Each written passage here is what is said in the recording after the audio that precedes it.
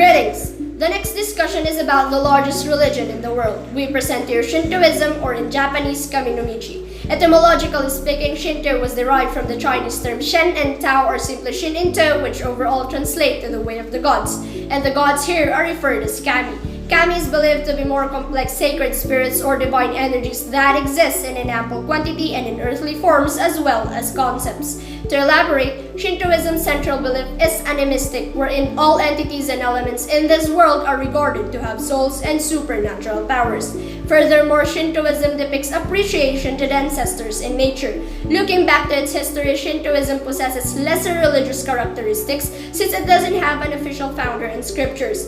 This religion simply originated centuries ago and coexisted with blending and variations alongside other subsisting religions such as Buddhism and Confucianism.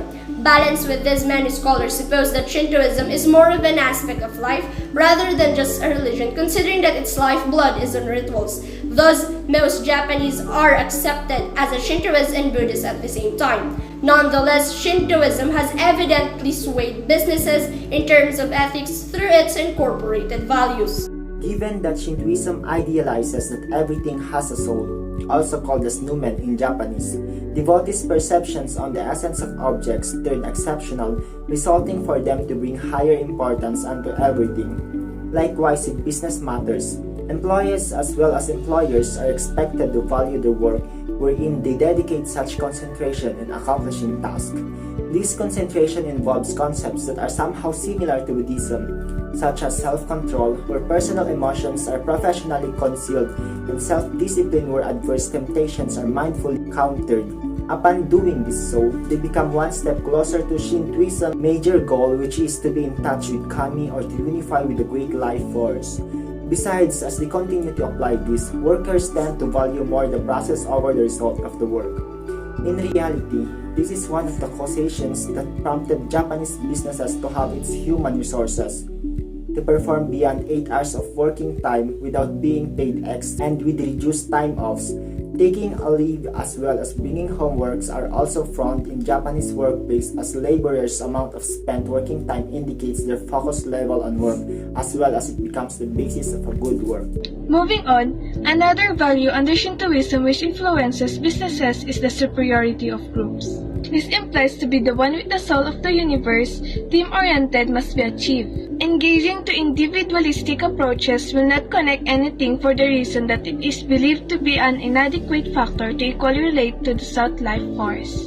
Basically, this emphasizes the existences of harmony and interdependence within the organizational structure above all individual aspects and benefits.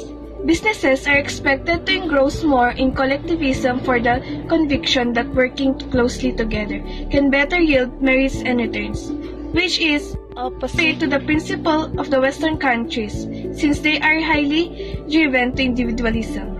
In conjunction to this, it is also important for each personnel to empathize with the situation of the belonged company and of the fellow members so that the team can gain from all of its joint efforts.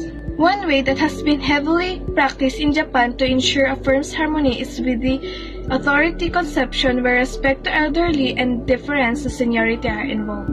Through this hierarchical system, interpersonal conflicts are better addressed, since adapting to one's and others' preferences are easily executed and internal competition are put off. Furthermore, a physical example of this value can be observed in the abundance of open office layouts. These are favored over the secluded type of office floor plans, as it can be better facilitate communication and teamwork.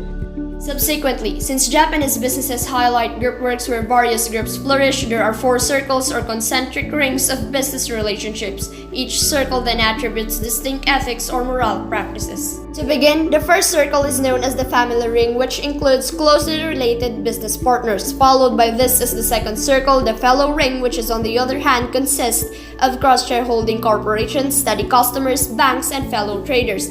Mainly, these 2 circles are standardized with one's competency to balance debt and benefits. For instance, if Company A and Company B are fellow traders and Company A helps the latter amidst being on the verge of bankruptcy, then Company B should give preferential exchange status to Company A after overcoming its crisis, in which even after repaying its debt, Company B should still operate together with Company A. However, if circumstances reveal that Company B disregarded Company A after the settlement, then Company B will be discerned as untrustworthy by Company A as well as other companies. Thus, Company B is dismissed from the group. Sequential to the second circle, the third circle, which is the Japan ring, is made up of competitors, unrelated corporations, and ordinary stockholders. In this circle, a free competition towards market development with compliance to fairness is observed to be enforced. Finally, the fourth circle, which is the world ring, comprises other competitors around the world. With this circle encompassing Japan's business community, foreign firms which are in the fourth circle need to understand this so as to become worthy and be fully able to enter the third circle,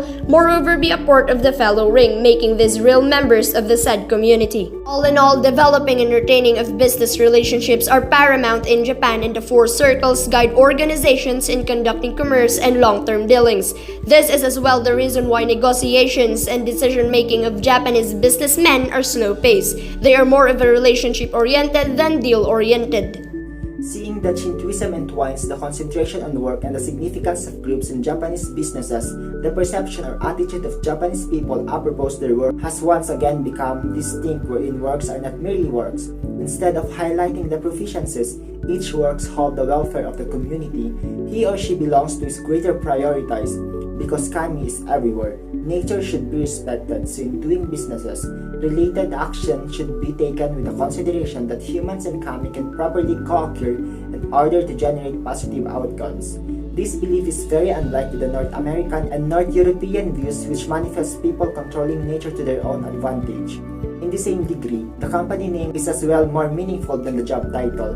When you ask Japanese employees on what they do in life, their responses will revolve on I am worker from this company, instead of I am an accountant or salaryman.